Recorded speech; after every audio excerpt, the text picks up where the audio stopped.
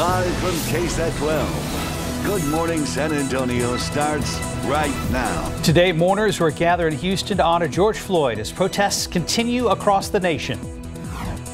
Taking a look outside with live cam. It's already at 77 degrees at 4:30 this morning. It's a hot one. Mike will let you know about that in just a bit. And good morning to you. It is Monday. It is June 8th. We hope you had a good weekend.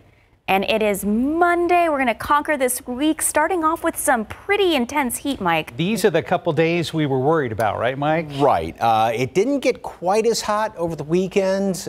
We were, going for 97 yesterday. It stayed a little bit lower than that, but we're still looking at triple digits today and tomorrow. So maybe not quite as hot tomorrow, but it's still going to be blazingly hot. Good news, though. Good news. Yes. Now, not today, but the rest of the week. Yes. Starting like late tomorrow. Humidity is going to be dropping down. Well, that always helps. Even though we'll be up in the kind of mid-90s above normal, at least we won't have a lot of humidity to finish out the week. Today, we do have a lot of humidity starting off.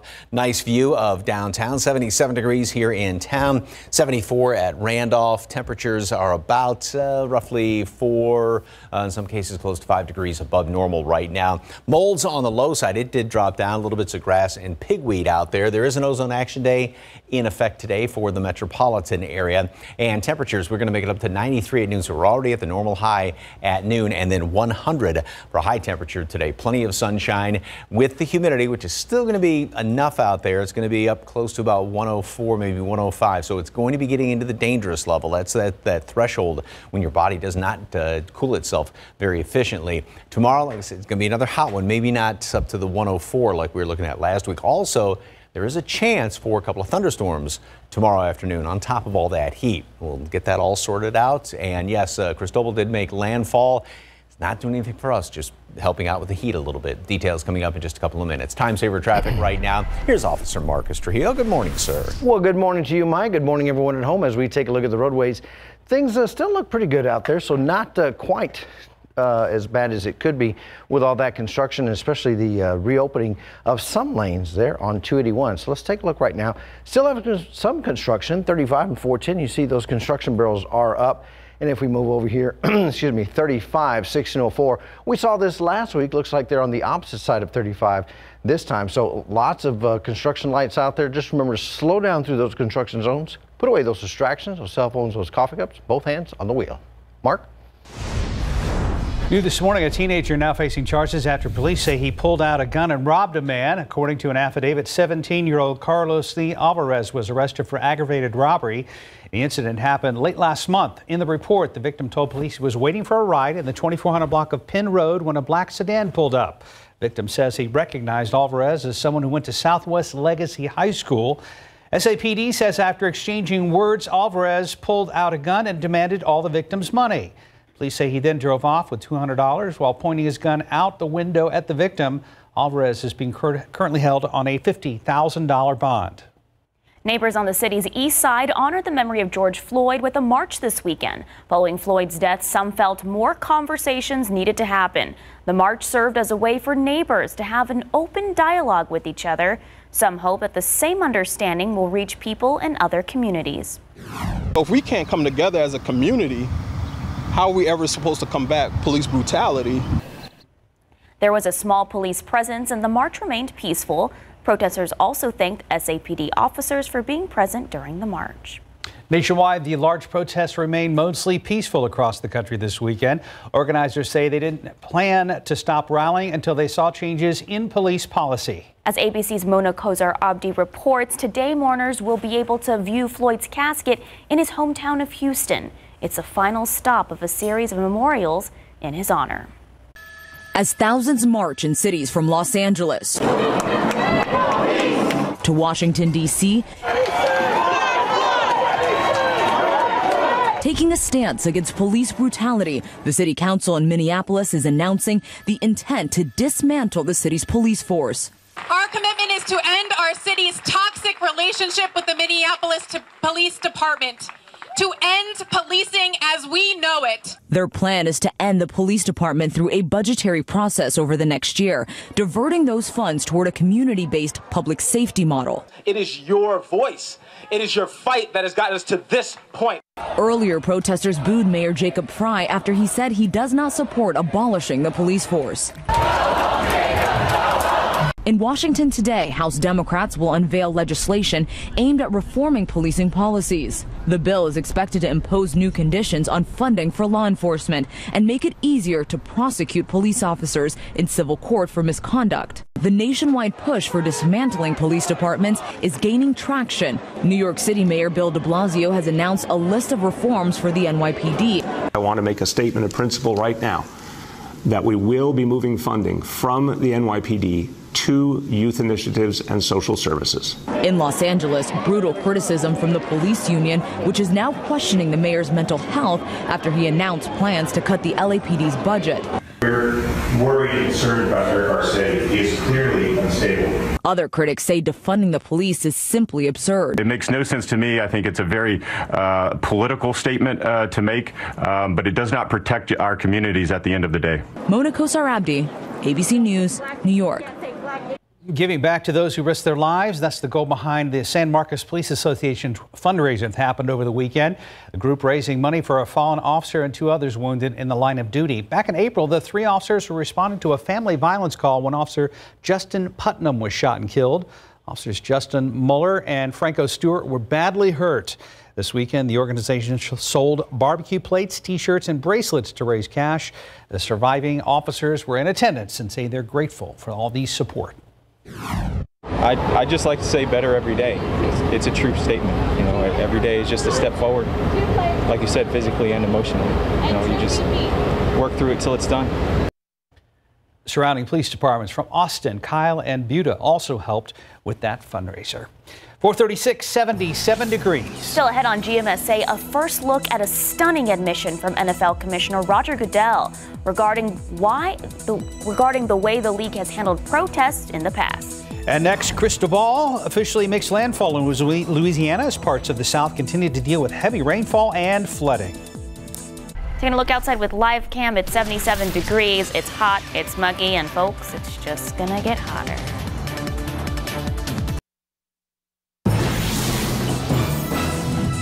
In your morning headlines, the U.S. is running out of the only drug known to help with COVID-19. That's according to a doctor with the U.S. Department of Health and Human Services. He says the last shipment of remdesivir goes out June 29th. The company that makes the drug is ramping up production and hoping to have more this summer. A study shows remdesivir reduces the number of days coronavirus patients spend in the hospital.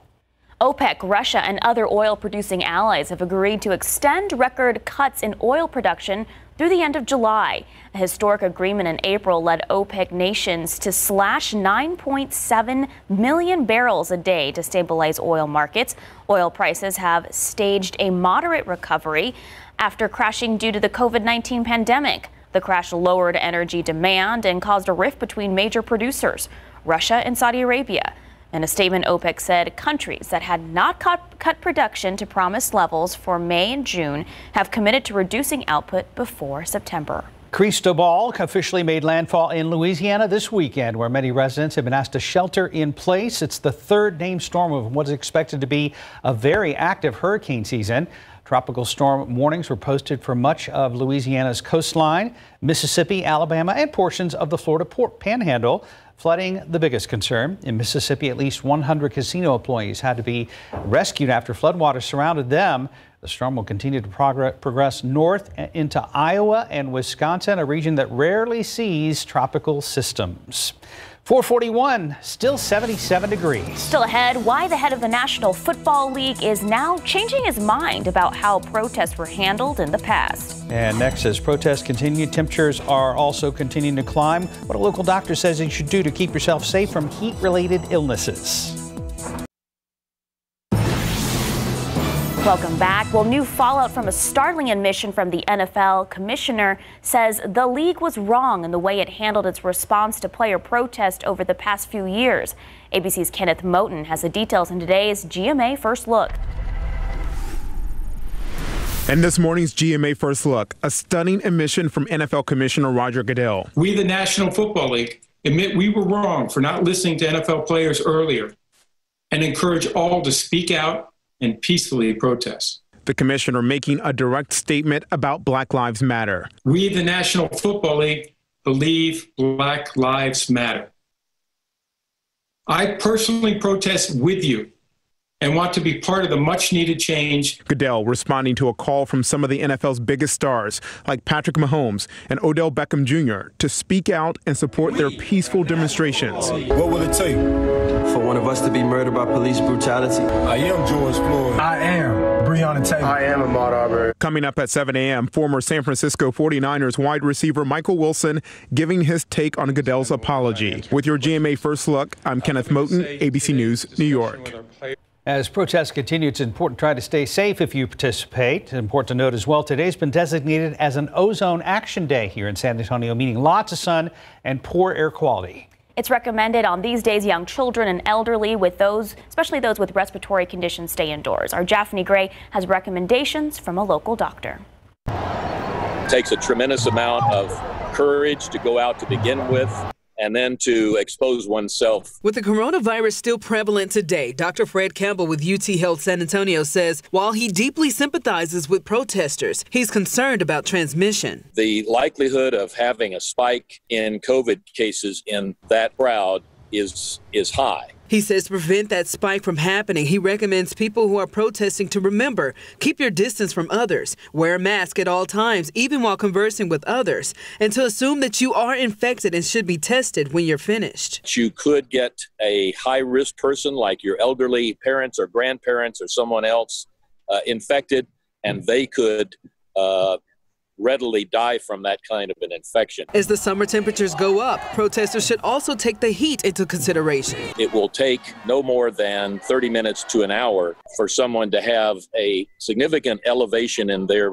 temperature and the potential for heat stroke. Some symptoms of heat stroke which can be fatal: loss of sweating, lightheadedness, rapid heartbeat, and increased thirst. Using things like umbrellas, big brimmed hats, lots and lots of water. Dr. Campbell also recommends protesting in the morning, evening, or somewhere where there is shade. He also says to minimize the time you spend in direct sunlight and to not overexert yourself. Even though you might get excited and want to participate in a way that's very vigorous because of your enthusiasm, the one thing you don't want to do is to harm yourself or to harm other people. Japhanie Gray, KSAT 12 News.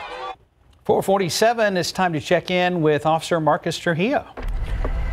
And right now, as we take a look at some other TRANSGUIDE cameras, we're still monitoring this construction here, 35-1604, right there at the interchange. So just remember, you will have to slow down for that. 35 at Evans, however, north and southbound lanes have more than enough room, so no issues there. All the way down to 35 at St. Mary's here in the downtown vicinity. 410 at Cherry Ridge, traveling both directions, running smoothly, and then 410 at Highway 151. You can see that interchange clear of any obstructions. We did have construction for quite a while there. That seems to have cleared up for now. 410 I-10 interchange, not too bad there. There's 410 at Austin Highway. And take a look at I-10 1604. No worries. That's just the light reflecting. That's not moisture on the roadway there on the 1604 overpass. Kind of goes without saying that we start to cool down when the sun goes down, typically when we start our cooling, but also says a lot when we've only cooled down to 77 degrees. When a lot of that is due to some of the humidity out there, which is still very high, because moist air doesn't cool down very easily. It doesn't warm up very easily. So that's when you have those steady temperatures. Now we're going to be seeing bigger temperature swings later on in the week, because we're going to have much drier air coming in here tomorrow. But that could also give us a couple of thunderstorms, which is interesting. So, okay. Yeah, and could that cool us down a little, those thunderstorms? Well, hopefully so. I mean, if you're underneath one of those thunderstorms, yes, you will get a little bit of rain-cooled air. But then for some folks, maybe it's a little bit of a shower as to the temporary steamy factor. Anyway, more on that in a second.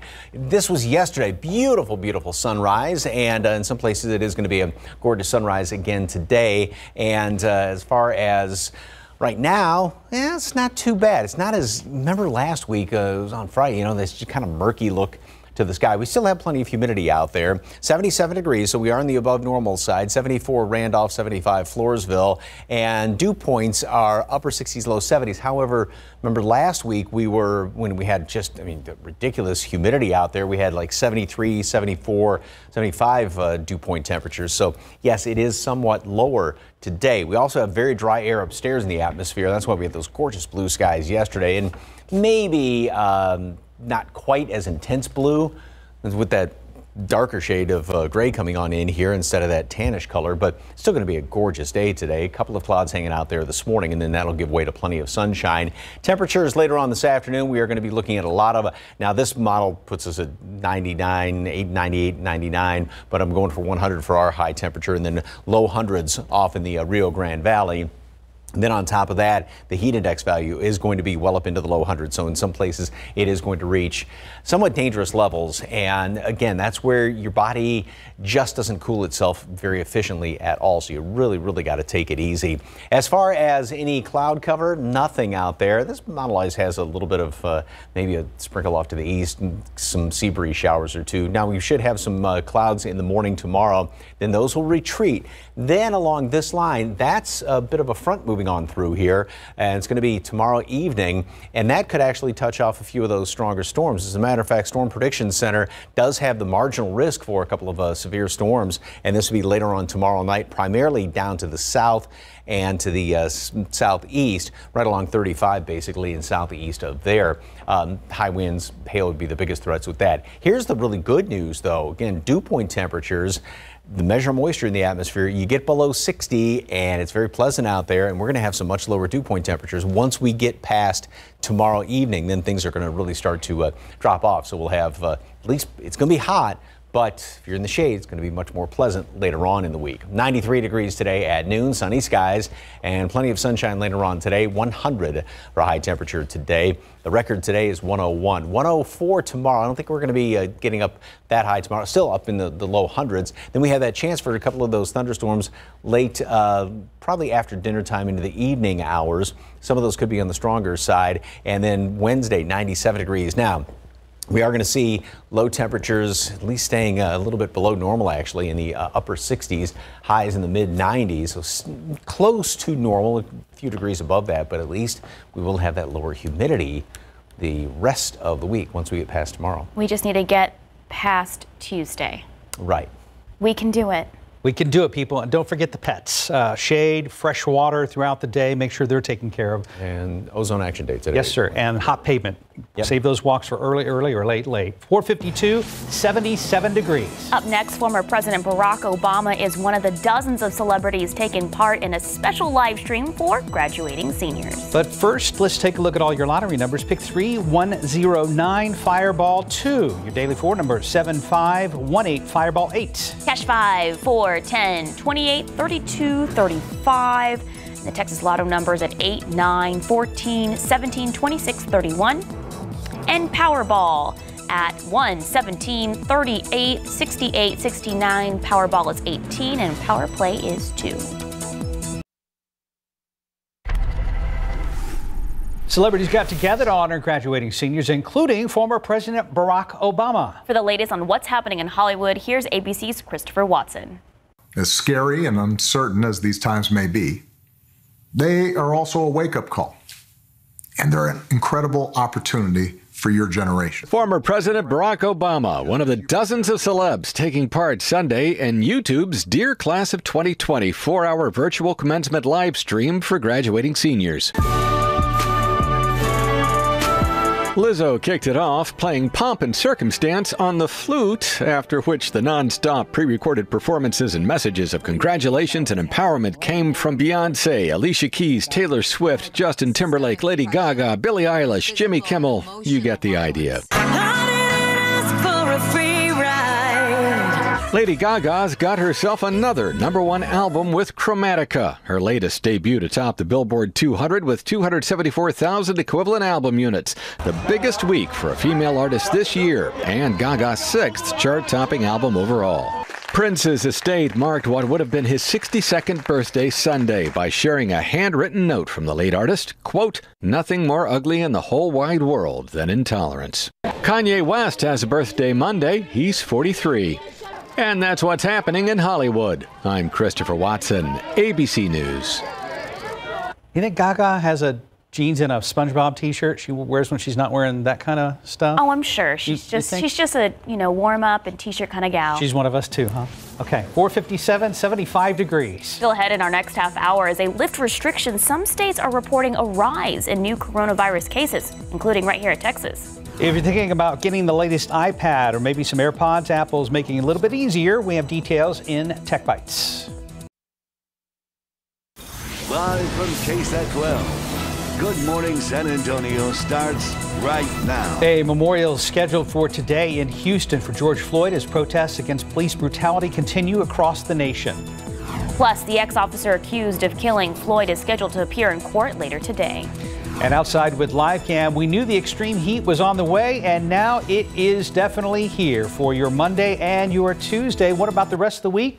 Mike Osterhage is standing by with more on that. Good morning to you. It is Monday. It is June 8th. Thank you so much for being with us this morning. And it is a put your hair up and a high pony kind of day. Isn't that right, Mike? You don't have the hair for it, but you can try. Whatever you say. Anyway, whatever you can do to try and stay cool. That's the most important thing, because it is definitely hot out there. To put it in perspective, normal high temperature is 92, normal low is 72, and we're going to be obviously well above and are well above both of those. We've got a couple of clouds hanging out there right now. Take a look at temperatures around the area. So normal low 72, we're at 75. We actually did drop down a couple of degrees. 76 at Randolph, a couple of 60s in portions of the hill country.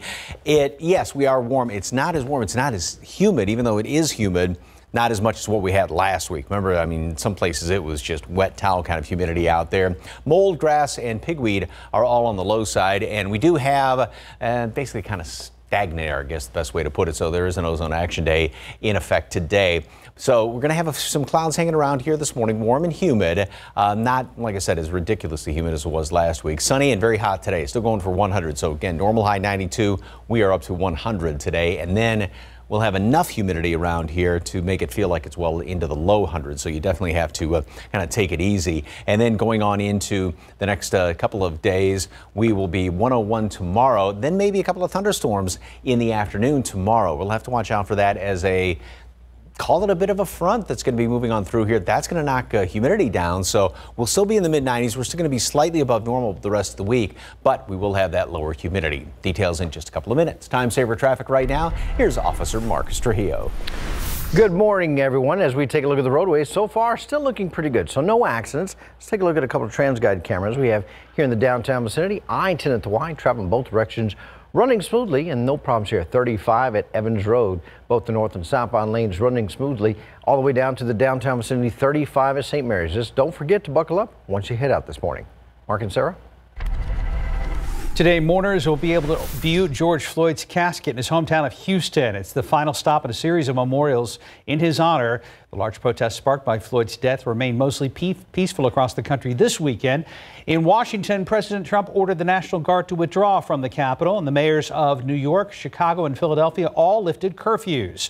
In Minneapolis, where Floyd was killed, a majority of the city council have agreed to begin the process of disbanding the Minneapolis Police Department. Protesters are also calling for banning police chokeholds and revamping law enforcement training programs. Meanwhile, the former police officer accused in Floyd's death is due in court today. Derek Chauvin is charged with second-degree murder and is scheduled to appear virtually before a judge this afternoon. The former Minneapolis police officer is accused of kneeling on Floyd's neck for more than 8 minutes. He faces a second-degree manslaughter charge along with the murder allegation. 3 other ex-officers are accused of aiding and abetting him. Texas Governor Greg Abbott continues to roll out phase 3 of reopening our state's economy. Beginning this Friday, June 12th, all restaurants can expand their occupancy to 75%. Bars remain at 50% as long as patrons are seated. And next week, on the 19th, amusement parks and carnivals in counties with more than 1,000 cases can open at 50% capacity. Counties with fewer than 1,000 cases have already been allowed to open. Turning to the latest local coronavirus numbers, San Antonio city officials reporting 3,311 cases. The death toll remains at 78 this morning. The latest update shows there are 84 people hospitalized, with 34 in the intensive care unit and 16 on ventilators. Right now it's 5:04. After nearly 3 months of strict stay-at-home orders, hard-hit New York City is entering phase 1 of reopening. It comes after other areas of the country have seen an uptick in new coronavirus cases. ABC's Mona Karza Abdi has the details. This morning in New York City, day one of phase one. Once the epicenter of the COVID-19 pandemic, the city is taking its first steps towards reopening today. This is a moment that every New Yorker should celebrate as our achievement together. As many as 400,000 people are expected to be back at work, including manufacturers and construction workers. And stores can now open for curbside pickup. So we're looking forward to seeing our regular customers come back. Public transit is ready with new social distancing guidelines in place. Hand sanitizers and masks will be available at stations, while trains and buses will continue to be sanitized overnight. One thing I'm concerned about off the bat is mass transit, MTA. I don't know if you can physically distance yourself in those crammed subways. And so a lot of this is going to come down to human behavior. Officials warn the pandemic is not over. The death toll in the U.S. now climbing past 110,000. At least 18 states now seeing an increase in new cases. South Carolina seeing its highest single-day increase so far. In Texas, Dallas and Houston also seeing an uptick in cases. And as crowds gather across the country to protest the killing of George Floyd, officials are growing more concerned about another surge in cases. In the meantime, landmarks across New York City shining blue and gold Sunday night in honor of the sacrifice New Yorkers have made to flatten the curve of COVID-19 cases. We bent the curve. We intended to flatten to get to a plateau. We bent it. And look at the rest of the country. We are curve benders, if there is such a thing. Mona Kosar-Abdi, ABC News, New York. 5:06. Here's some good news. We've dropped a couple degrees. We're down to 75 degrees. It's a big deal. Well, still ahead this hour, we'll tell you how Apple is making it easier for you to get your hands on its latest iPads and other products. And up next, why teachers at a local school district have some special messages for students as they go into the summer break. Taking a look outside with live cam, like Mark just said, we dropped 2 degrees. 2 degrees, yeah, it's hot out there, and Mike will let you know how those temperatures will keep rising when we come back. Welcome back. It's 5:10. It's been a time of uncertainty for everyone, especially for students who are used to seeing their classmates and teachers every day to suddenly only seeing them online. As we go into summer break, it's still not clear whether students and teachers will be physically back in the classroom this fall. It's why elementary school to high school teachers at Cibolo Universal City ISD wanted to leave these messages for their students as they go into the summer. I think first and foremost, just to every teacher wants to tell their kids, their students, we miss you. The way we ended the year was not what we envisioned it to be. They are a part of history right now. They're going to look back 10 years from now, or they're going to be talking to their kids one day and say, we were a part of history. The way we do school now, there's going to be pieces of it that'll change based on what's happening now. And I think the vast majority of students are saying, when August rolls around, I want to be able to walk into the school and I want to see my friends and see my teachers and hear the tardy bell, and I want to get told 10 times a day to put my phone up. Like, I miss all that stuff. We got the best minds and people with the best hearts and with their best interests in mind working to do that in a safe and effective manner. Just have fun, enjoy your summer, read, and try to escape reality by reading into an adventure. Everything that their teachers did was based on what's best for the kids. Not only their academic learning, but probably more so their social, emotional, how they feel about themselves, how they feel about what's going on. Knowing that all the teachers in elementary miss every single student. Well, the biggest takeaway I got from talking to these teachers was that they certainly do miss their students just as much as the students miss them. And they also are wanting to get back in the classroom, but as everything is still uncertain, they just want their students to know that they love them and are here for them. I'm glad that you did that, because we've talked so much about the kids and what a rough semester it has been, and the transition to summer, and you know how abnormal things have been, but we haven't talked a lot about the teachers. And you know, they're human too. Sure. They miss the kids, and like the history teacher was saying, you know, I miss telling the kids, like, put your phone up, put your phone up. Missed that part? Well, hopefully we're back at it this fall. Let's hope so. 512 right now, 75 degrees. Still ahead, how Apple is making it just a little easier to get your hands on some of its newest products. And next, we highlight an award-winning student who credits her success to a very special teacher. Our theme continues. These are real people, not actors, who've got their eczema under control. With less eczema, you can show more skin. So roll up those sleeves and help heal your skin from within with DEWPOINT. DEWPOINT is the first treatment of its kind that continuously treats moderate to severe eczema or atopic dermatitis, even between flare-ups. DEWPOINT is a biologic and not a cream or steroid. Many people taking DEWPOINT saw clear or almost clear skin and had significantly less itch. Don't use if you're allergic to DEWPOINT. Serious allergic reactions can occur, including anaphylaxis, which is severe. Tell your doctor about new or worsening eye problems, such as eye pain or vision changes, or a parasitic infection. If you take asthma medicines, don't change or stop them without talking to your doctor. So help heal your skin from within and talk to your eczema specialist about DEWPOINT. If your financial situation has changed, we may be able to help.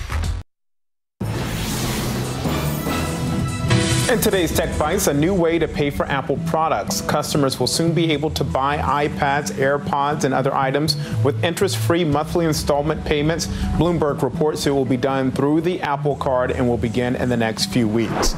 Yelp has added a new tool to its app, allowing businesses to identify as Black-owned. The company says it's already seen a big increase in searches, and it says the new feature is part of its commitment to, quote, stand against racism and injustice in our communities. And a gaming grandma has entered the record books. The 90-year-old from Japan spends at least 3 hours every day with her controller playing Call of Duty and other titles. Guinness has certified her as the world's oldest gamer on YouTube. Her video gaming habit started all the way back in 1981. Those are your Tech Bites. Have a great day. 516, many times in order for students to succeed or find their passion in life, all it takes is someone to believe in them. Rachel Kamada is a senior at NEISD's International School of the Americas, and her creativity, precision to detail, and artistic vision have won her many awards in the world of art. Our Alicia Pineda shares today's great grad story. A blank canvas slowly and carefully transforms into purpose. There is an intent and motivation to create something that I want the viewers to see, but also that I want to express this idea that I think it is deserving of paper or canvas or whatever medium I choose to use. Rachel Kamada's portfolio consists of a colorful self-portrait, a drawing of her maternal grandmother, and other works of art that have earned her scholarships and some of the highest honors. The drawing of the hand over there actually got the highest honor you could get with the gold seal. She's even created a large orange mural of a river of W's for Whataburger's downtown San Antonio location. We used vinyl and it was applied to the windows. So it was a very non-traditional material to use for murals. And we had a lot of fun taking down and putting up the mural in the winter. And then there's this print titled 3 Cranes Dancing. It took more than 2 months to make as part of Blue Star Contemporary's student artist program, Mosaic. For this piece, it's really talking about my Japanese heritage and my grandparents who live in Japan. A big source of inspiration, she admits, are her grandparents. But this really was how can I communicate to them the desire to be together. His career wasn't art, but when he retired, he said, I'm going to learn how to paint. Since then, his watercolor paintings have been exhibited in the Tokyo Metropolitan Museum of Art, which is really cool. Then on my mom's side of the family, my great-grandmother, she was an oil painter for fun. I still have some of her paints and tools with me. That's her palette knife as well. Through the years, Kamada has been able to explore new mediums like oil painting, clay, and block printing. But it all began with pencils and a notebook back in 5th grade. At the end, I got a participation award that looked very fancy for drawing a lake on a sheet of lined paper. Her art teachers, she says, created a safe space for her and other students that wanted to express their creativity. I'm just thankful that I've had the opportunity to go to an amazing school and be part of the Mosaic program. They've both helped me to develop as an artist, as a person, and I'm forever thankful to both of them. This fall, Rachel will pack pack up her brushes, paints, and other supplies and head to the University of Rochester, New York, where she plans to study art as well as international relations focused on Japan. Reporting Alicia Barrera, KSAT 12 News. Wow, way to go, Rachel. I know. I love those portraits were amazing, weren't they? I love seeing how creative someone so young, they can just. She's going to do some great things. Yeah. She really is. 5:19 right now. Let's check on time-saver traffic with Officer Marcus Trujillo. Marcus, how are we looking? Well, right now we're taking a look at some additional construction out there, I-10 to the Dominion. So little construction here, little construction there, a little bit of construction everywhere for a lot of folks. But 410, I-10, still that interchange, no problems there. And then 35 at St. Mary's here in the downtown vicinity, traffic still moving along fairly well. Up there by the airport, 281, 410, you can see travel in all directions running smoothly, even the connector ramps.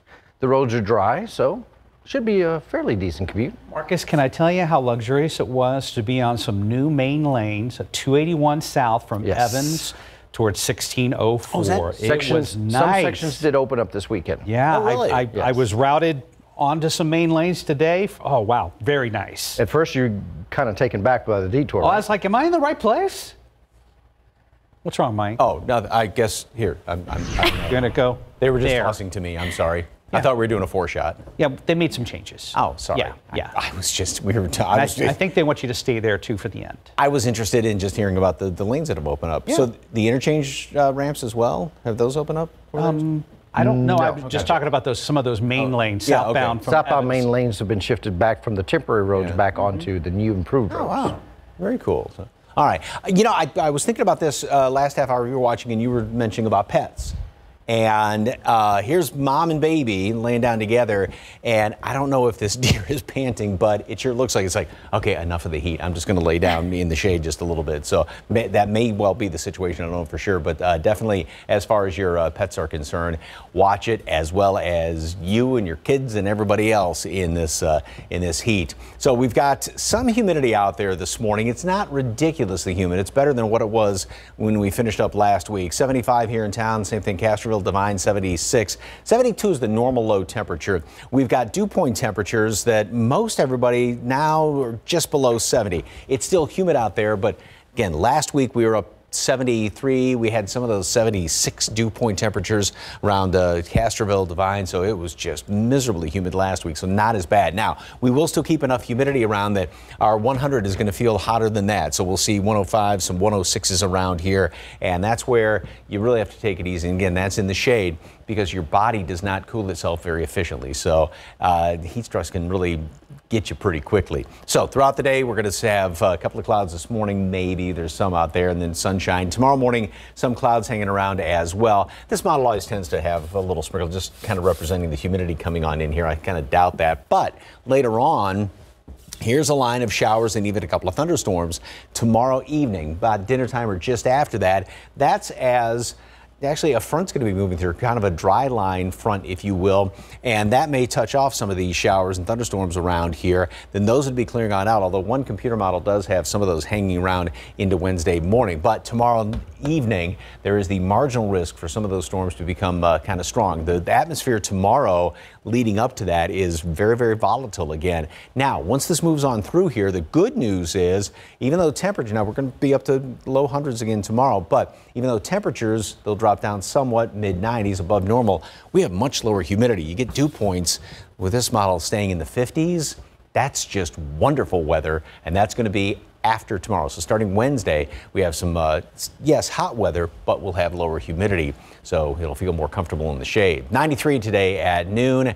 It's going to be a sizzler out there, and then 100 for a high temperature today. Sunny skies, winds out of the southwest, and so we'll still have just a little bit of humidity, so that'll make it feel hotter than that. And then tomorrow, going for 101. And we will see heat index readings still up there. Some of those thunderstorms maybe tomorrow evening, and then we'll be down in the mid-90s to finish out the week with some lower humidity. Sarah? Thank you, Mike. 524, 75 degrees. Up next in your morning spotlight, more on how protest songs are becoming more popular after Spotify debuted its Black Lives Matter playlist. This is America. Don't got you slipping up. protest songs are getting a huge bump with the debut of Spotify's Black Lives Matter playlist. Tops on the list, Childish Gambino's This Is America, which Billboard reports was streamed 1.8 million times on Blackout Tuesday alone. Kendrick Lamar's All Right also surged that day with 1.2 million streams. Both one-day totals were massive increases from a week earlier. BTS is following through on its declared support of the black community. Variety reports the K-pop superstars and their management company, Big Hit Entertainment, have donated $1 million to Black Lives Matter. Earlier, BTS had praised the group, saying, "We stand together against racial discrimination." You know, it's a little slight inconvenience when you're wearing a dress. Kate Blanchett's close call. On a podcast, the two-time Oscar winner said she'd had a bit of a chainsaw accident while on lockdown at home in the UK. Blanchett downplayed the incident, adding it sounds very, very exciting, but it wasn't. Apart from the little nick to the head, I'm fine. The actress offered no additional details on her encounter with the chainsaw. Avoiding sharp objects in Hollywood, I'm David Daniel. 528, 75 degrees. Still ahead in the next half hour, protests continue across America as the man accused of killing George Floyd is set to be in court later this afternoon. We'll have the latest. Why another traditionally Republican leader is speaking out against recent actions taken by President Trump, that is ahead. And we'll also have a brand new KSAT Kids, where we talk about local amusement parks opening up, including Aquatica and Six Flags. They're opening up soon. That's ahead in just a bit.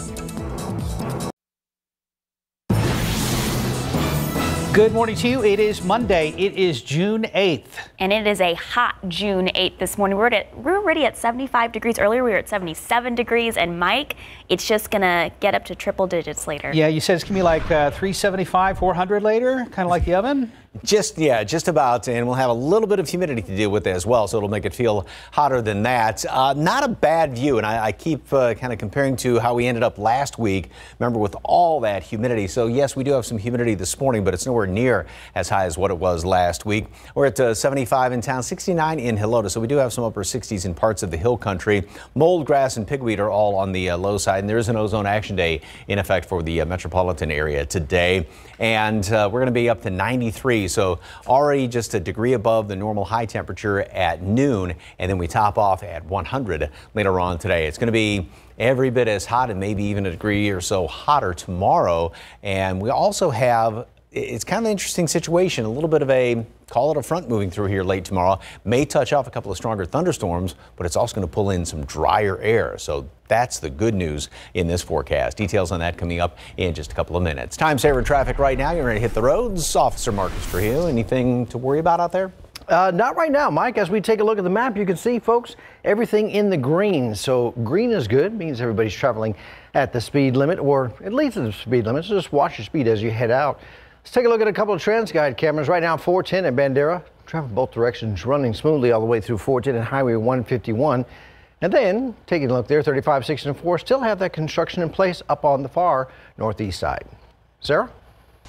Thank you, Marcus. Also new this morning, a man is in police custody after they say he threatened people with a gun. According to an affidavit, 20-year-old Eugene Leroy Martinez was on the inside of his home on the west side back in April. Police say Martinez was asked to leave the home by the victims, and that's when he threatened to shoot them. He fired one shot into the ground and everyone took off running. He was later arrested and identified in a lineup. Martinez is being held on a $200,000 bond. Today marks 2 weeks since George Floyd was killed while in police custody. Protests over his killing continue nationwide. And as CNN's John Lawrence reports, Derek Chauvin, the former police officer accused in Floyd's death, is due in court this afternoon. Streets across the country filled with protesters seeking justice for George Floyd. We just want to let everybody know that we are tired. We are sick and tired of police brutality. Most of the weekend demonstrations were peaceful, and the message remains resolute. Time and time again, our black men and women are being killed by not only just police officers, but by those who think with privilege that think that they can take our life just because of something that we're doing, like jogging. These words are echoing through Washington, D.C. Republican Senator Mitt Romney among those marching in the nation's capital on Sunday. Black Lives Matter. Regarding a President Trump retweet attacking the character of George Floyd, HUD Secretary Ben Carson urged people to hear what Mr. Trump has to say. I would ask you maybe to reserve judgment until after that time. The president may address the nation this week to talk about race and national unity, according to a senior administration official. I think there's racism in the United States still, but I don't think that the law enforcement system is systemically racist. I understand the distrust, however, of the African American community. And presumptive Democratic presidential nominee Joe Biden travels to Houston to meet with the Floyd family on Monday. I'm John Lawrence reporting. Women are being killed in Mexico at an alarming rate. April was the deadliest month for women in the country in 5 years. Government data shows at least 267 women were killed in Mexico in April when quarantine restrictions were in place. The country's president has dismissed the problem, claiming nearly 90% of phone complaints of violence against women are false. But some investigators dispute those claims. According to the government data, through April this year, 987 women and girls have been murdered. New Zealand is reporting 0 active coronavirus cases for the first time since late February. New Zealand's been praised for its early action and strict measures to battle the illness. In response, the Prime Minister has now eased all domestic restrictions there. Time check, it's just about 5:36, 75 degrees. Still ahead, from Aquatica to Six Flags to Natural Bridge Caverns, lots of local attractions are set to open again soon. We'll have that in a KSAT Kids update. And up next, another prominent Republican speaking out against President Donald Trump. Taking a look outside at live cam at 75 degrees. It looks like a very muggy morning. Mike will let you know how those temperatures will increase when we come back. Out of the race for the White House, and another prominent Republican is speaking out against President Donald Trump and his re-election. It comes as we learn new details about the discussions inside the West Wing about deploying the military on American streets. Here's ABC's Rachel Scott. One of the nation's most prominent Republicans saying flat out he's voting for Joe Biden, encouraging other members of his party to consider their choice. I think he has been not an effective president. He lies all the time. Former Secretary of State Colin Powell hasn't endorsed the GOP nominee in the last 3 presidential elections either. But he now joins a chorus of retired admirals and generals questioning the leadership of the commander-in-chief, including his own former chief of staff. I think we need to look harder at who we elect. The former brass alarmed by the president's call to deploy the military against citizens. You have to dominate the streets. You can't let what's happening happen. It's called dominate the streets. The National Guard flooding the Capitol in the wake of protests. A senior U.S. official telling ABC News during a heated West Wing conversation Monday, the president demanded 10,000 troops on American streets. The Secretary of Defense, the chairman of the Joint Chiefs, and Attorney General William Barr pushed back. I think our position was common, which was that they should only be deployed as a last resort. Army Secretary Ryan McCarthy telling reporters, quote, "We came right up to the edge of bringing active troops here. We were there as Park Police began forcibly removing the largely peaceful group gathered in Lafayette Square. Barr saw it differently. The Park Police was facing what they considered to be a very rowdy and non-compliant crowd, and there were projectiles being hurled at the police. D.C. saw its largest demonstration yesterday. Thousands marched here, but no arrests were made. President Trump giving the okay for the National Guard to withdraw from the city, but the White House behind me is still almost completely covered with fencing. Rachel Scott, ABC News, Washington. Back here at home, 541, 75 degrees. Have you been answering interview questions the right way? We'll share what to say and how to say it. That's next. In your morning consumer headlines, an increase of online orders being placed during store closings forced by COVID-19 might be overwhelming IKEA. A new report says customers have been having a hard time finding pickup slots at stores. There have also been long waits for deliveries. Others have complained about orders that were canceled without warning. There's one business that keeps growing as all 50 states continue with reopenings: tents. Suppliers say they can't keep up with all the calls for orders. Businesses all across the country are hoping to use tents to expand sales outdoors in the hopes of luring customers.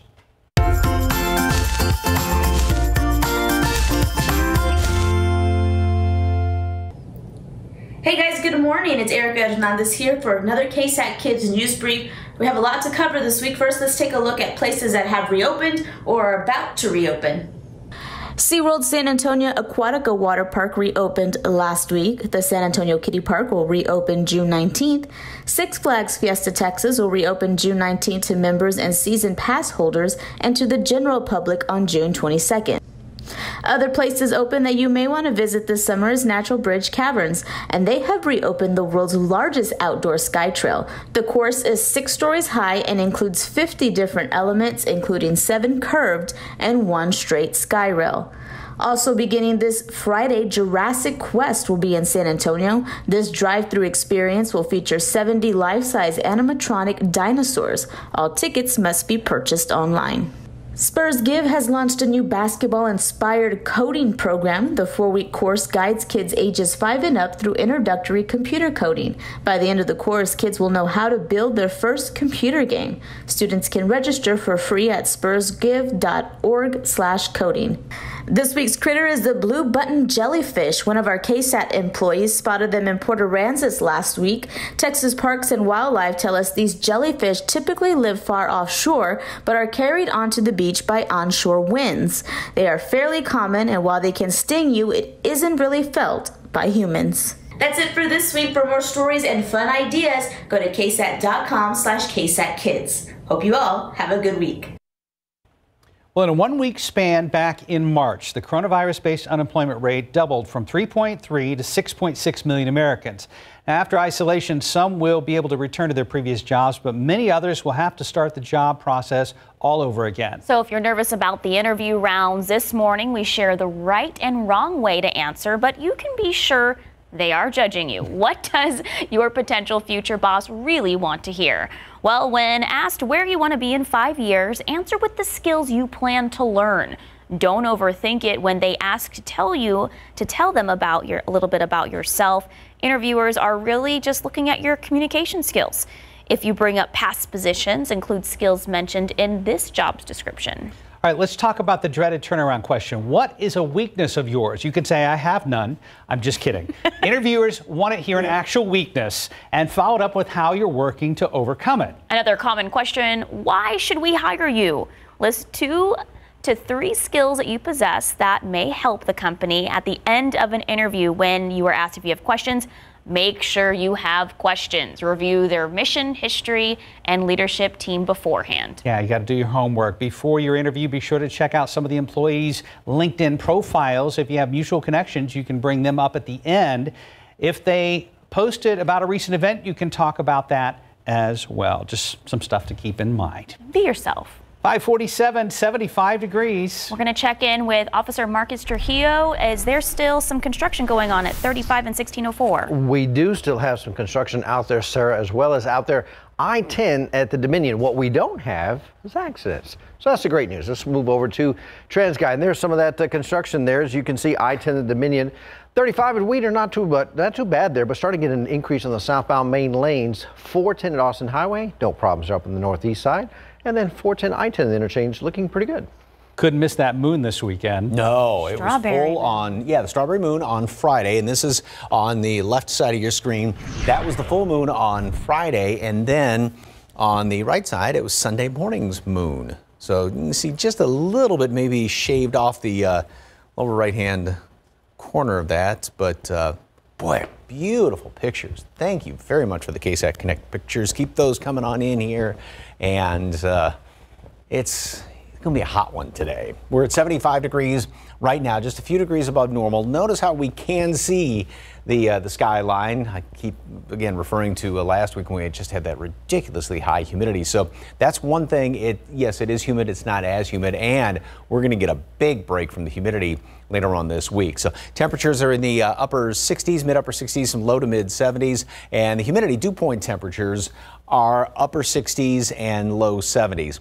Yes, anytime you're above 60, you start to feel it, but at least we're basically in the upper 60s with a couple of exceptions. So it's, again, not just ridiculously humid out there, although we will have enough humidity later on today to get us up into the at about 2, 3, 4 degrees to the actual heat index. So when you start getting around 105 and higher than that with these heat index readings, again, this is in the shade, you really have to take it easy because your body just doesn't really cool itself that efficiently. So we have a couple of clouds hanging around here this morning, lots of sunshine later on this afternoon. Then tomorrow, a few clouds moving on in here.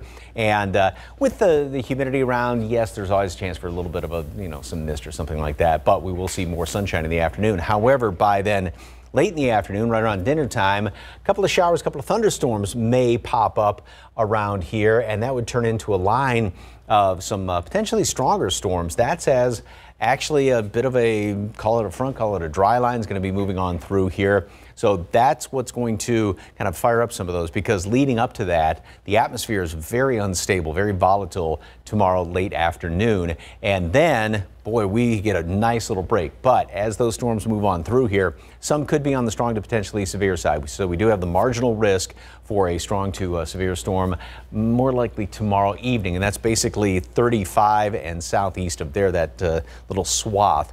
As far as the humidity and dew point temperatures, so we're up in the upper 60s right now, and that's going to be the case through tomorrow. But that dry line comes on through here, and that's going to knock the humidity down. So it's going to be much more comfortable for the end of the week. Now, we will still have temperatures that are going to be on the above normal side, but it's going to be much more pleasant out there. All right, so here is tropical depression Cristobal. It did make landfall yesterday in Louisiana, a bunch of rain, and as you can see, the rainier side of this, of course, is the right-hand side in relation to its direction of travel, and that's going to work its way up into the Mid-South and probably even up into the there are some indications it may actually get as far north as the western Great Lakes in toward Illinois and Wisconsin, some of the heavier rain from that. 93 degrees, and by the way, we get nothing from that because we're not on the rainy side of it, and it was just too far east. 93 degrees today at noon, so already a little bit above the normal high temperature. Then we're going to be topping off at 100 later on today. Wind's going to shift around to the southwest, so that helps to pull in that kind of downsloping wind, which helps to heat things up. And tomorrow, we're going to be up to 101. Then we have those thunderstorms late in the day and tomorrow night primarily, and that would be about I-35 south and east of there. Some could be on the stronger side. In behind that, it's still going to be warm, almost seasonally warm. Again, 92 is the normal high temperature, but that lower humidity is going to be much, much nicer. So the next time the words cold front cross your lips is going to be around Thanksgiving at this point? Well, remember last year? Remember last year we had that really odd front that moved through, was it September? July? No, we had one in the summertime. Oh, it was August. I think it was August. Sometime midsummer. And a lot of times, I mean, the really doozy, that one that smells good doesn't come through till October. But I think we had one. We'll take in the September anomaly. too. So We'll, if we can get that kind This of will be nice this week. Weird pattern, let us know. 552, 75 degrees. You may know her voice from the 70s rock band The Runaways and their signature song, Cherry Bomb. Up next, a first look at singer Sherry Curry's new album featuring an impressive guest list of artists. Good morning. Coming up here on GMA, we'll have the latest on those nationwide protests against racial injustice and police brutality as thousands prepare to pay their last respects to George Floyd in Houston. Many cities are answering the call from demonstrators demanding police reform. The mayor of Minneapolis will join us live. You'll see it right here on GMA.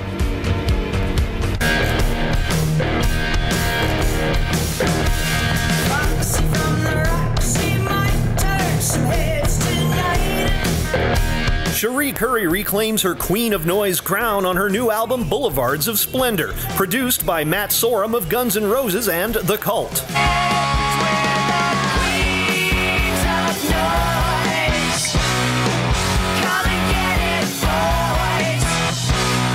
I'd been asked to open for Joan Jett at the Pacific Amphitheater, which is not a small gig.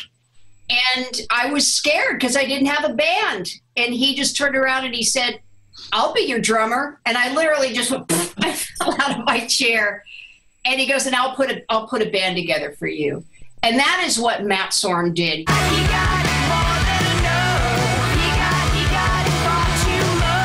Guest musicians on the album include Sorum's GNR and Velvet Revolver bandmates Duff McKagan and Slash, Curry's son Jake Hayes, and Smashing Pumpkins' Billy Corgan. Billy Corgan, he came in with a song which ended up being the title of the album, Boulevards of Splendor, and Cherie and Billy got together, and it was just so cool to watch because, you know, there's mutual admiration, you know.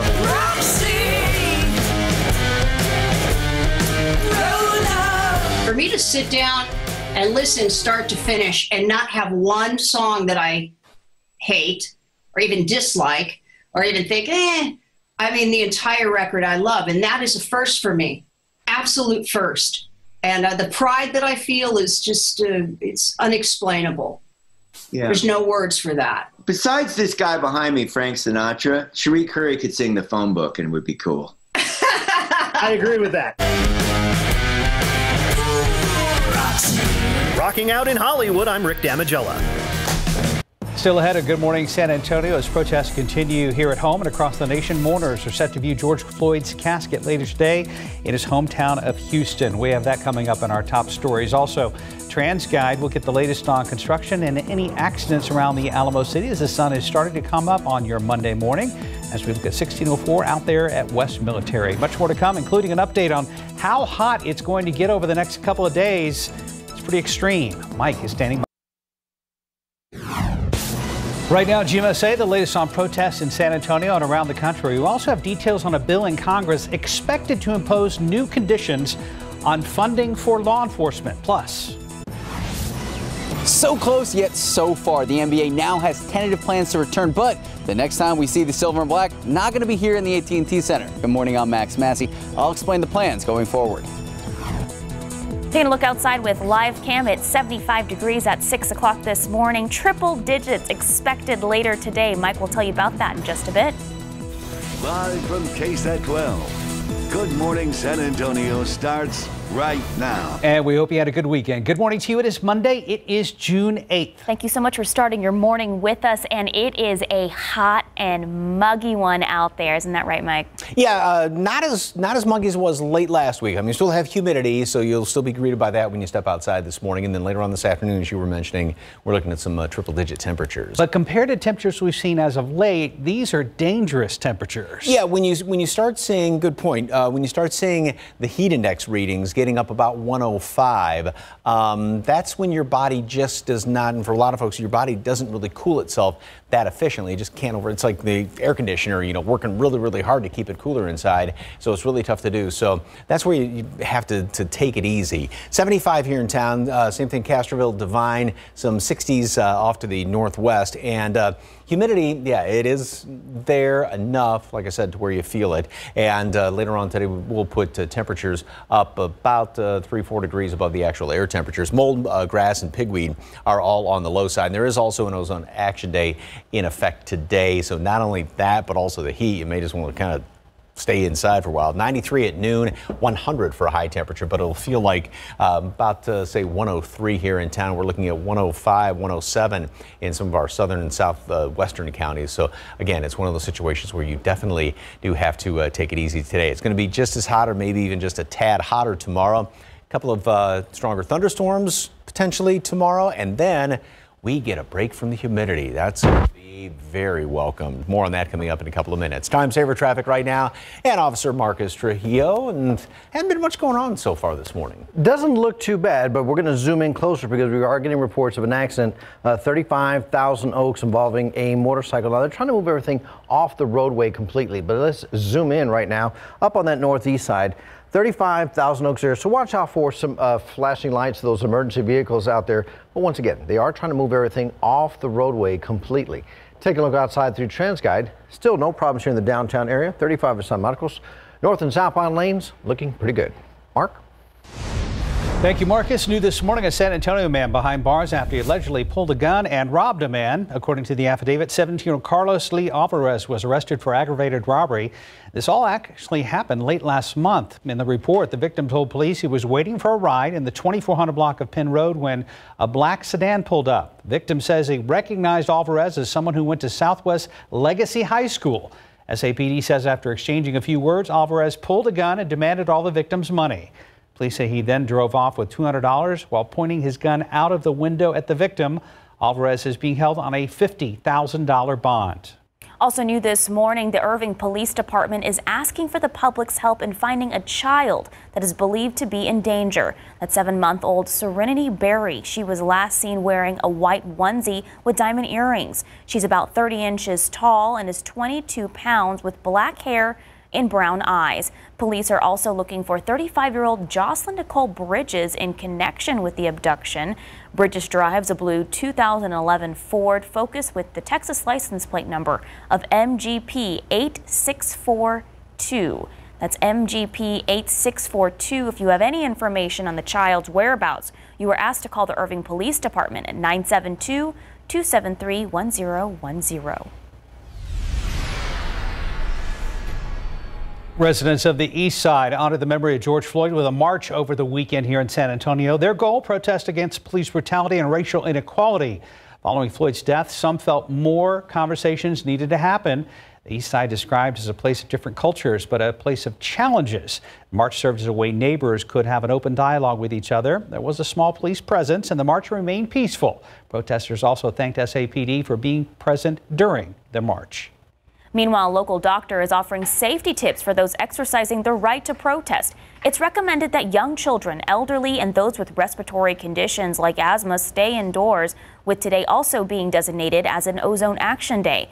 Dr. Fred Campbell says as it gets hotter and hotter each day, protesters need to make sure they are staying safe and protected from heat stroke. He recommends drinking lots of water, staying in shaded areas, and minimizing time spent in the hot sun.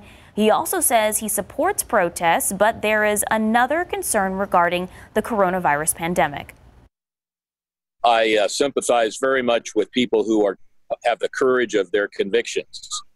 From a medical standpoint, I'm very concerned about transmission of the COVID. The likelihood of having a spike in COVID cases in that crowd is high.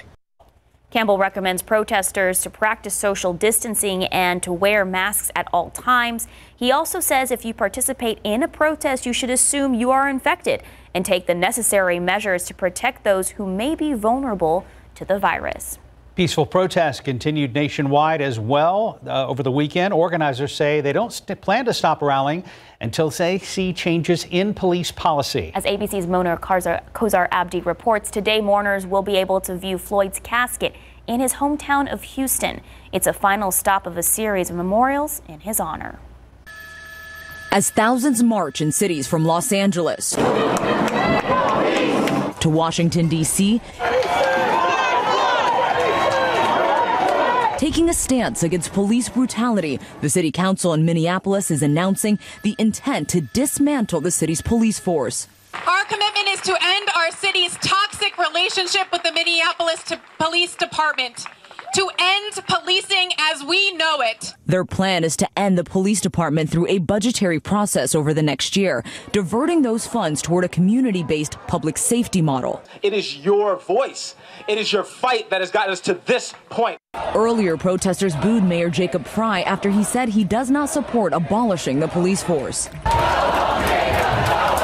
In Washington today, House Democrats will unveil legislation aimed at reforming policing policies. The bill is expected to impose new conditions on funding for law enforcement and make it easier to prosecute police officers in civil court for misconduct. The nationwide push for dismantling police departments is gaining traction. New York City Mayor Bill de Blasio has announced a list of reforms for the NYPD. I want to make a statement of principle right now that we will be moving funding from the NYPD to youth initiatives and social services. In Los Angeles, brutal criticism from the police union, which is now questioning the mayor's mental health after he announced plans to cut the LAPD's budget. We're worried and concerned about our city. He is clearly unstable.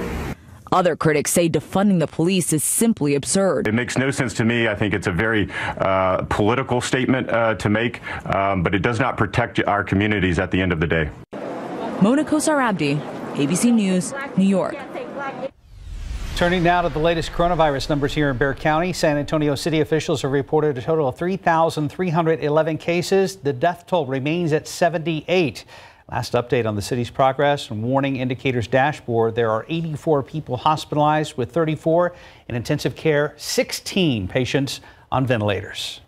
Meanwhile, New York City, once the epicenter of the U.S. outbreak, is set to enter phase 1 of reopening today. This is the death toll in the U.S. tops 110,000, and the number of confirmed cases soars to more than 1.9 million. At least 20 states and Puerto Rico are currently seeing their number of cases steadily go up every day. And here in Texas, both Dallas and Houston are seeing big upticks as crowds continue to protest following the death of George Floyd. The NBA continues to take major steps towards getting back on the court and finishing the season. That includes our San Antonio Spurs and their hopes for the playoffs. Max Massey joins us live from the AT&T Center. Max, what do we know about the Spurs' return this morning? Mark, Sarah, all smiles this morning because we know that the NBA is coming back. We also know that when it does return, finishing out the season and hosting the playoffs, likely, we're not going to see any more games played here at the AT&T Center. All of the teams, including our San Antonio Spurs, headed to Orlando to, yes, finish out this NBA season. So let's take a look at these important dates, important numbers that we need to know that include the tentative plan. So teams like the Spurs, set to arrive at Disney around July 7th, play an 8-game slate starting July 31st. And all of this is going to be at the ESPN Wide World of Sports Complex. All teams are going to be staying, practicing, and playing their actual games at Disney.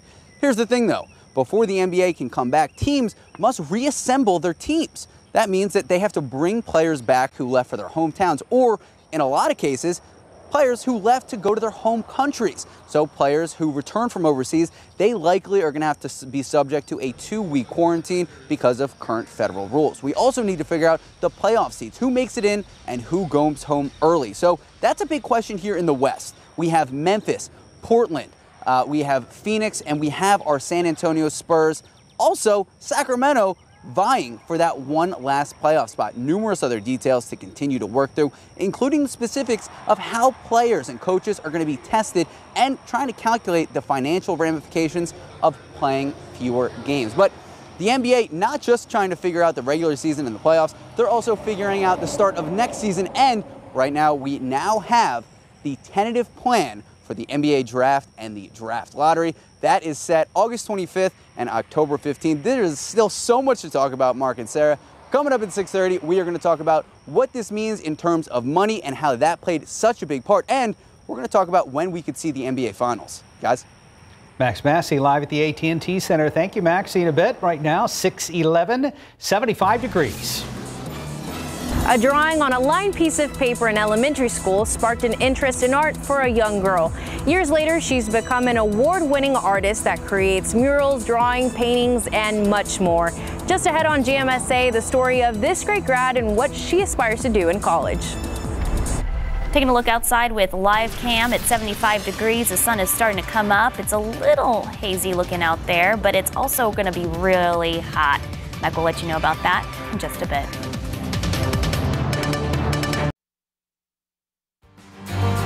We continue to highlight students in and around San Antonio this morning with our Great Graduate Series. Rachel Kamada, she's a senior at NEISD's International School of the Americas, and her creativity, precision to detail, and artistic vision have won her many awards in the world of art. Alicia Beretta shares what inspired Rachel to succeed and find her passion.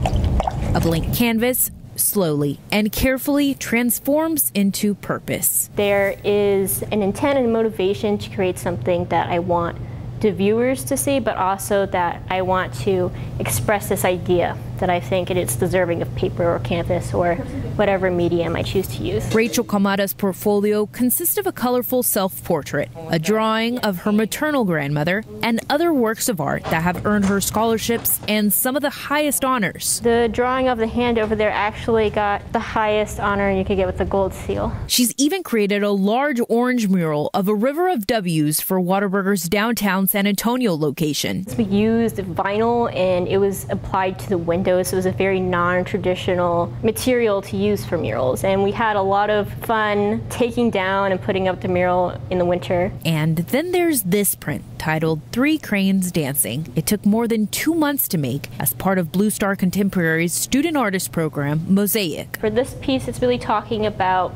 my Japanese heritage and my grandparents who live in Japan. A big source of inspiration, she admits, are her grandparents. But this really was how can I communicate to them the desire to be together. His career wasn't art, but when he retired, he said, I'm going to learn how to paint. Since then, his watercolor paintings have been exhibited in the Tokyo Metropolitan Museum of Art, which is really cool. Then on my mom's side of the family, my great-grandmother, she was an oil painter for fun. I still have some of her paints and tools with me. That's her palette knife as well. Through the years, Kamada has been able to explore new mediums like oil painting, clay, and block printing. But it all began with pencils and a notebook back in 5th grade. At the end, I got a participation award that looked very fancy for drawing a lake on a sheet of lined paper. Her art teachers, she says, created a safe space for her and other students that wanted to express their creativity. I'm just thankful that I've had the opportunity to go to an amazing school and be part of the Mosaic program. They've both helped me to develop as an artist, as a person, and I'm forever thankful to both of them. This fall, Rachel will pack up her brushes, paints, and other supplies and head to the University of Rochester, New York, where she plans to study art as well as international relations focused on Japan. Reporting Alicia Barrera, KSAT 12 News. And as we take a look at the roadways, we still have that accident, 35,000 Oaks area, so watch out for emergency vehicles. They are trying to move everything off the roadway. Now, as you notice, really not seeing any slowdowns on the north or the southbound main lanes of 35. However, if we continue up 35 over to 35, 1604, long delays there, 35, 1604 due to the construction. So hopefully we'll be able to get those vehicles off the roadway. We've seen some movement, but hopefully we'll get them to get moving and open up some additional lanes for traffic so that we can get folks moving this morning on your Monday morning commute. Mike? Thank you very much, sir. And oh my goodness gracious, what a view. Yes, enjoying the beautiful view. Thank you very much. We are all enjoying that. Look at how just glass that water is out there, and the beautiful blue skies that we had yesterday. It was, I mean, just intensely blue skies. It was absolutely fantastic, and it's going to be pretty nice as well today. As you can see, maybe a little bit of a hazy look, but we can pretty much clearly make out the entire skyline there, and I keep referring to last week when we just had so much humidity. There is some out there this morning, but it's not as bad. 75 in town, so we're 3 above normal right now. Some 60s out there in Helotes out toward the hill country. Dew point temperatures, we are mid-upper 60s, couple of 70s around here, but comfort at 60. So that's right at that threshold. So below that, it is much more comfortable. This is, yeah, humid, but not just ridiculously humid. That's when you get up into the 70s and especially approaching mid-70s, which is what we had last week. Now, despite the fact that we do have some lower humidity and we'll drop somewhat this afternoon, still going to be enough out there. It doesn't take much with high temperatures to make it feel like it's going to be up into the low hundreds. And you get around 105 and higher than that, that's where it is dangerous, and your body really has a tough time for some folks, especially to cool itself properly. So you got to take it easy in situations like this. And again, I got to keep emphasizing too, all of the numbers that we always talk about and show are in the shade, not in the direct sun, because in the shade you're feeling the air temperature. In the sun, you're not only feeling the air temperature, but also getting heated up by the sun itself. So it would be much, much hotter than that. So plenty of shade, plenty of water. Don't forget the sunscreen either. So we'll have some clouds starting off tomorrow morning, and then what's going to be interesting is by dinner time, we're going to start to see some of these showers and even a couple of potentially stronger thunderstorms develop, especially down to the south. That's as a call a front, call it kind of a dry line moves on through here. And the nice thing about it is that's going to get rid of the humidity for then the rest of the week. Not completely, but much lower, much more comfortable. There is a small chance, the marginal risk for some strong to severe storms as that line moves on through here. But look what that does in behind it. Dew point temperatures are going to be below that magic number of 60. So yes, it will be hot, but it'll be much more comfortable than to finish up the week. So 93 degrees today at noon, sunny skies. That's already a little bit above the normal high temperature. Then we get up to 100 later on today. And again, it's going to feel a few degrees warmer than that. So definitely take it easy today. Tomorrow, yep, going to be pretty hot again. And we will see those heat index readings up there. And then also a couple of thunderstorms are going to be developing late in the day, especially say 35 east of there. And some of those could be on the stronger side. And after that, still, numbers that are on the hot side, but lower humidity, so much more comfortable. Okay, so there's that. Right. Yeah. Thank you, Mike. Appreciate it. That makes all the difference in my books. Same here. 621, 75 degrees on your Monday morning. Coming up next, the latest from NFL Commissioner Roger Goodell, the direct statement he had to say about Black Lives Matter. Here's your secret word of the day. Enter it on KSAT.com/Circle K for a monthly chance to win free gas for a year. Every entry wins a Polar Pop. We are Circle K.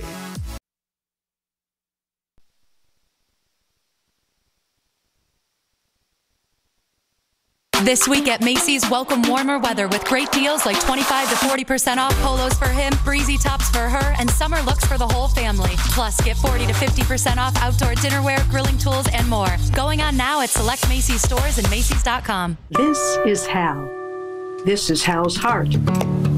It's been broken and put back together.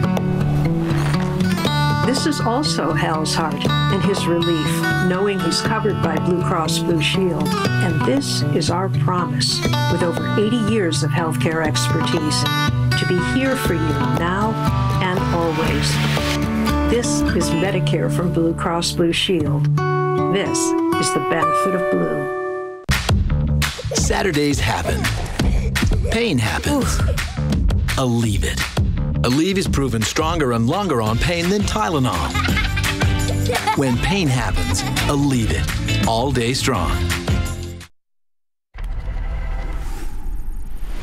And this morning's GMA First Look, a stunning admission from NFL Commissioner Roger Goodell. We, the National Football League, admit we were wrong for not listening to NFL players earlier and encourage all to speak out and peacefully protest. The commissioner making a direct statement about Black Lives Matter. We, the National Football League, believe Black Lives Matter. I personally protest with you and want to be part of the much-needed change. Goodell responding to a call from some of the NFL's biggest stars, like Patrick Mahomes and Odell Beckham Jr., to speak out and support their peaceful demonstrations. What will it take for one of us to be murdered by police brutality? I am George Floyd. I am Breonna Taylor. I am Ahmaud Arbery. Coming up at 7 a.m., former San Francisco 49ers wide receiver Michael Wilson giving his take on Goodell's apology. With your GMA First Look, I'm Kenneth Moten, ABC News, New York. There is a new way to pay for Apple products. Customers will soon be able to buy iPads, AirPods, and other items with interest-free monthly installment payments. Bloomberg reports it'll be done through the Apple Card, and the service will start in the next few weeks. Yelp has added a new tool to its app, allowing businesses to identify as Black-owned. The company says it's already seeing a big increase in searches. It also says the new feature is part of its commitment to, quote, stand against racism and injustice in our communities. Right now it is just about 6:27. We're still at 75 degrees. Plus, a message from teachers to their students in the next half hour. We'll hear what they have to say about these uncertain times. It seems an apology wasn't enough. Police say a man who swung a machete at someone had it swung right back at him. Good morning, I'm Katrina Weber. I'll tell you more about it.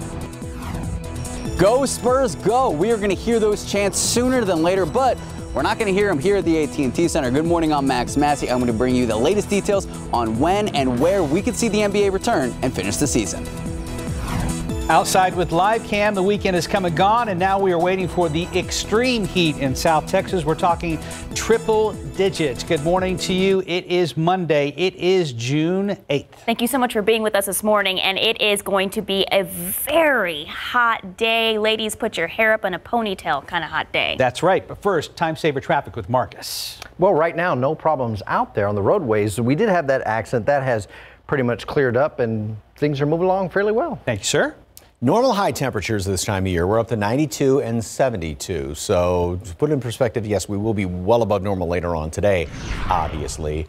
This morning we're starting off, we can actually see the skyline fairly well as compared to last week. And yes, there is humidity out there, and it's not as high as it was last week. 75 in town, Castroville, Devine, some 60s out in the hill country, 75 Floresville. Mold, grass, and pigweed are all on the low side. Also, not only is it going to be really hot today, but kind of, I guess, best way to describe it, stagnant atmosphere, if you will. So that's causing an ozone action day to be in effect today from the metropolitan area. So we've got some clouds around this morning. Warm and humid, sunny, hot, 100. However, with the humidity, it will feel much hotter than that, about 103, in some cases close to 107. And when you get about 105 or higher than that, it becomes kind of dangerous because it really, your body does not cool itself that efficiently. So you really have to take it easy. Tomorrow, 101. And then a few storms are going to be possible late in the day, more likely about dinner time and right after that, as somewhat of a dry line / front moves on through here. That's going to knock the humidity down. We'll still be warm up in the mid-90s, but it's going to be much more comfortable to finish out the week. More on that coming up in just a couple of minutes. Time saver traffic right now. And I know you were just talking about one accident last half hour. Is that still going on? That's just about cleared up. They moved everything out of the way that was up there in the area 35 at Thousand Oaks. So now we're going to switch over to TRANSGUIDE. Let's take a look at what traffic looks like out there. 604 at Medio Creek. So far, no problems there. I-10 at De Zavala. You can see east and westbound lanes moving along nicely with no problems there. 604 at Military Drive. Just remember, once you're heading out, make sure you buckle up and make sure you drink plenty of water with that heat. Sarah? Thank you, Marcus. Well, San Antonio police say a suspect in a cutting gave his victim all the tools for revenge. He handed over the machete he used in the attack. This happened at an apartment complex on Blanco Road near Loop 410. Katrina Weber is live at Public Safety Headquarters, where police are still investigating this case. But Katrina, it sounds like they don't have either of the men there to interview. Well, that's right. Both of those men went to the hospital for cuts that they suffered in this unusual cutting case. Based on what police say, it sounds like the man who initially swung the machete ended up suffering the worst injuries. He and another man began arguing around midnight in the 7200 block of Blanco Road. Then it turned physical. Police say one man picked up the machete and cut the other on his shoulder. It seems he had some regrets, though, because police say he put down the weapon and apologized. They say that's when the man who was cut picked it up and swung back, hitting his attacker in the head. The police say both of them were stable as they were taken to a hospital. It's still unclear at this point which of those men, or if both of them, will face charges after this case. Reporting live at Public Safety Headquarters, Katrina Weber, KSAT 12 News. Also new this morning, a man is in police custody after they say he threatened some people with a gun. According to the arrest affidavit, 20-year-old Eugene Leroy Martinez was inside a home on the west side back in April. Police say Martinez was asked to leave the home by the victims, and that's when police say he threatened to shoot them. Officers say he fired one shot into the ground and everyone took off running. He was later arrested and identified in a photo lineup. Martinez being held on a $200,000 bond. 6:34, go Spurs go. The Silver and Black set to finish the regular season, but it looks like they won't have any games here in San Antonio. The NBA's plan sends all remaining teams to Orlando. Max Massey joins us live from the AT&T Center. Max, what is the Spurs record right now, and what does this mean for the reopening of the season and their playoff potential? Well, the last time we saw the Spurs play was March 10th. They actually beat the Mavs, and at that point, the record 27-36. Not great. They're the 12th seed in the West as of right now, though, because there is still time to redeem themselves and make that final push for the playoffs. And yes, there will be a playoffs this year. Let's take a look. This is what we know right now. These are the important dates, times, and numbers that we know for the NBA to finish out the season. Training camp set to start June 30th. and it's supposed to last a week. Then all 22 teams who can fight for the playoffs, including the Spurs, set to fly to Orlando on July 7th. 3 weeks before the restart of the season. They will likely have to quarantine for some time. Federal or Florida law actually requires people flying in from some states like New York to quarantine for 14 days. There are plans to play some exhibition games that could end up being scrimmages among teams before the games actually start. That's still in the planning stages. So the total of 22, those teams going to Florida, the 16 teams in the playoff position, plus those within 6 games of each number 8 seed. That means the Spurs are going to be competing with the likes of the Suns, the Kings, and a lot of other teams like Portland trying to get that last playoff seat. The league actually used historical context of late season playoff runs as a guide for how many teams to include. That said, largely an invented metric. The primary reason is money. If the remaining 259 regular season games had been canceled, the players were facing, get this, $645 million in lost salary. So adding 88 games back into the schedule reduces the collective salary loss by $300 million. And guys, another important date that we need to remember, October 12th, that is going to be Game 7, if there is a Game 7 of the NBA Finals. And Mark, Sarah, I know that you guys are very concerned. Yes, that will overlap with football, but it is a sports fan's dream. We're going to get NFL, college football, and the NBA. What more can we ask for? We're fine with that after waiting this long, right? Yeah. Yeah. Bring it on. All we need is that schedule, and we don't have it yet, do we, Max? Not yet. Soon, hopefully. Okay. Max Massey live over at the AT&T Center. All quiet for now. Thank you, Max. Thank you. Now, the coronavirus pandemic continues to hold uncertainty for many, especially students and teachers. They went from seeing each other every day in person to suddenly only seeing each other online. As we go into the summer, it's still not clear whether students and teachers will physically be back in the classroom this fall. It's why elementary school to high school teachers at Schertz Cibolo Universal City ISD wanted to leave these messages for their students as they go into the summer. I think first and foremost, just to every teacher wants to tell their kids, their students, we miss you. The way we ended the year was not what we envisioned it to be. They are a part of history right now.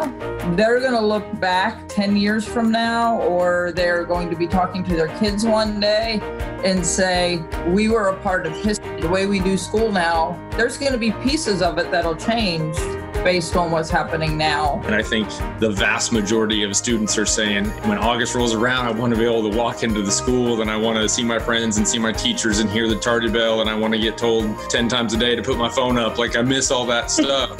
We got the best minds and people with the best hearts and with their best interests in mind working to do that in a safe and effective manner. Just have fun, enjoy your summer, read, and try to escape reality by reading into an adventure. Everything that their teachers did was based on what's best for the kids. Not only their academic learning, but probably more so their social, emotional, how they feel about themselves, how they feel about what's going on. Knowing that all the teachers in elementary miss every single student. And the biggest takeaways that I got talking to these teachers was that they just really miss their students as much as the students miss them.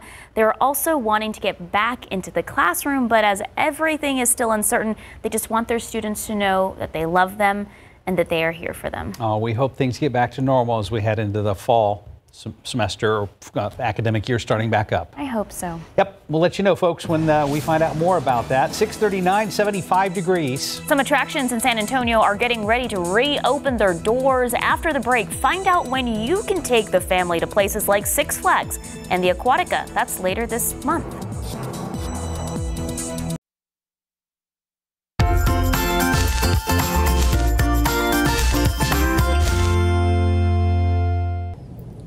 Hey guys, good morning. It's Erica Hernandez here for another KSAT Kids News Brief. We have a lot to cover this week. First, let's take a look at places that have reopened or are about to reopen. SeaWorld San Antonio Aquatica Water Park reopened last week. The San Antonio Kiddie Park will reopen June 19th. Six Flags Fiesta Texas will reopen June 19th to members and season pass holders and to the general public on June 22nd. Other places open that you may want to visit this summer is Natural Bridge Caverns, and they have reopened the world's largest outdoor sky trail. The course is 6 stories high and includes 50 different elements, including 7 curved and 1 straight sky rail. Also beginning this Friday, Jurassic Quest will be in San Antonio. This drive-through experience will feature 70 life-size animatronic dinosaurs. All tickets must be purchased online. Spurs Give has launched a new basketball-inspired coding program. The 4-week course guides kids ages 5 and up through introductory computer coding. By the end of the course, kids will know how to build their first computer game. Students can register for free at spursgive.org/coding. This week's critter is the blue button jellyfish. One of our KSAT employees spotted them in Port Aransas last week. Texas Parks and Wildlife tell us these jellyfish typically live far offshore, but are carried onto the beach by onshore winds.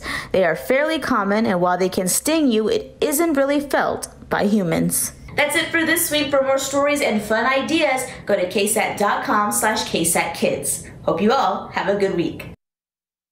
In a 1-week span back in March, the coronavirus-based unemployment rate doubled from 3.3 to 6.6 million Americans. Now that things are starting to get back to normal, some will return to their previous jobs, but others will have to start the process all over again. That's right. And if you're nervous about the interview rounds, we have a few tips for you this morning. When asked where you want to be in 5 years, answer with the skills you plan to learn. Don't overthink it when they ask you to tell them a little bit about yourselves.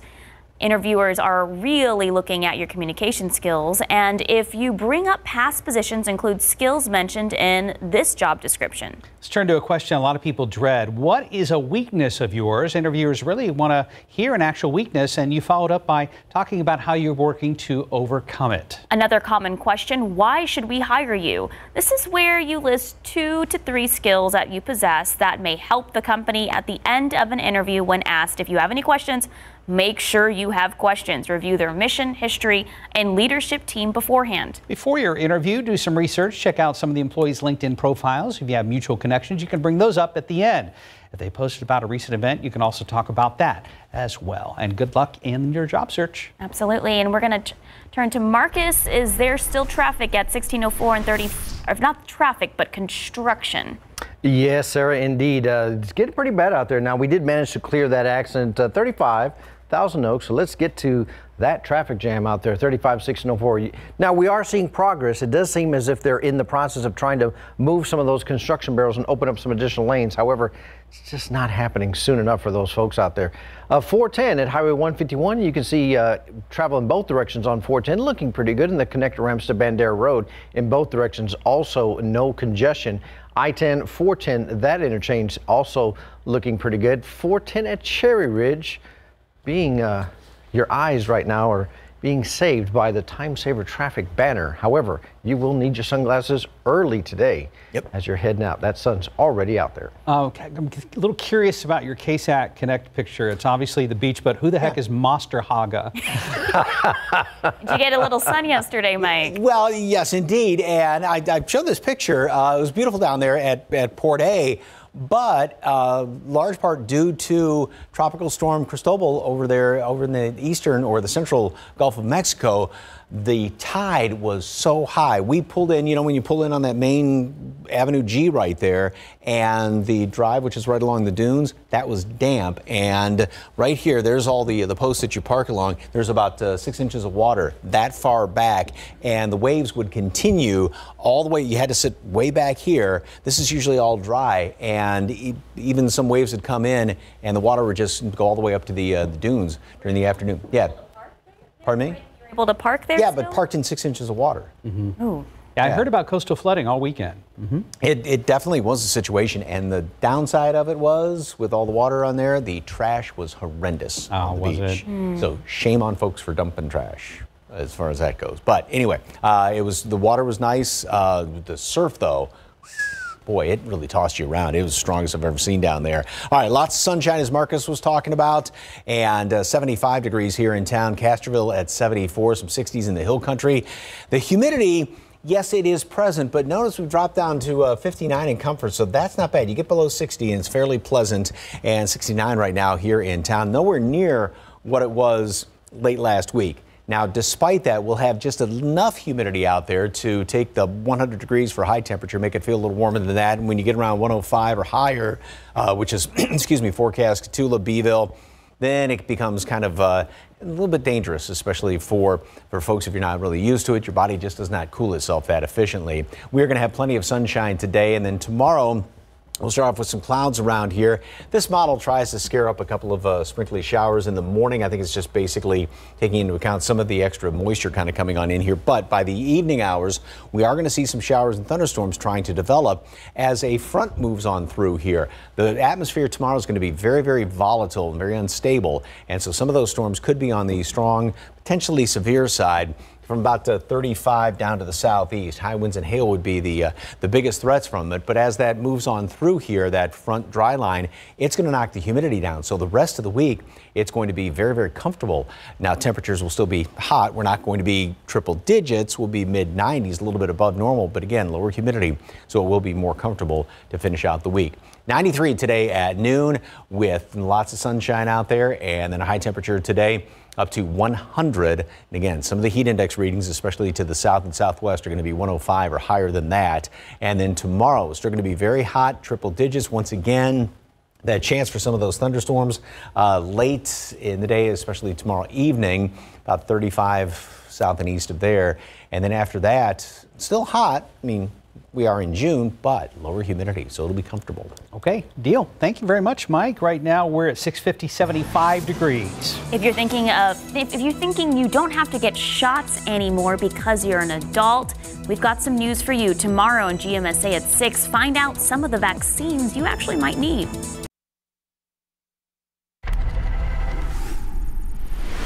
It sounds like a case of apology not accepted. Good morning, I'm Katrina Weber. San Antonio police say a man who was cut with a machete turned a deaf ear to his attacker's apology and then took revenge right away. Both of those men ended up in a hospital after the fight early this morning. Police found them after answering a call around midnight at an apartment complex in the 7200 block of Blanco Road.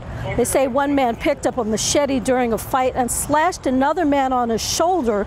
He told police he apologized and put down the weapon, but they say that's when the injured man picked it up and swung it at his attacker, hitting him in the head.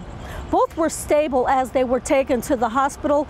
It's still unclear if both or one of them will face charges. Reporting from Public Safety Headquarters, Katrina Weber, KSAT 12 News. So close, yet so far. Don't worry, though, Spurs fans. Soon enough, you'll be able to chant, "Go Spurs, go." The thing is, though, those NBA games, we're not going to see any more here at the AT&T Center. Good morning, I'm Max Massey. This morning, we now know the latest details of the plan to finish out the season and finish out the playoffs. Teams like the Spurs set to arrive at Disney around July 7th, play an 8-game slate starting July 31st at the ESPN Wide World of Sports Complex. All teams, though, they have to stay, they have to practice, and they have to play at the Disney facility. The Spurs, as they sit today, are the 12th seed in the West, but don't worry, still an opportunity to make the playoffs. They are one of those 22 teams headed to Orlando, finishing out the season, then hoping to stay a little longer and compete for a title. The first step, though, bringing back players from their hometowns and their home countries. Another important date to remember, October 15th. That is the set date for this new NBA draft. Reporting from the AT&T Center, Max Massey, KSAT 12 News. Thank you, guys. About 5 minutes till 7 right now. Marcus, we're looking at some traffic out there. Pretty quiet morning, really no accidents. Not too bad this morning, and some good news as we end the show. The construction crew has moved from 35, 6, and 4. All lanes are now open once again, so that's going to relieve some of that traffic congestion we have up the northeast side. I-10, 410, so far, no issues there. But that's 35 in Evans. Make sure you take your sunglasses with you. Mike? Yes, indeed, and lots of air conditioning, water, shade today, and sunscreen.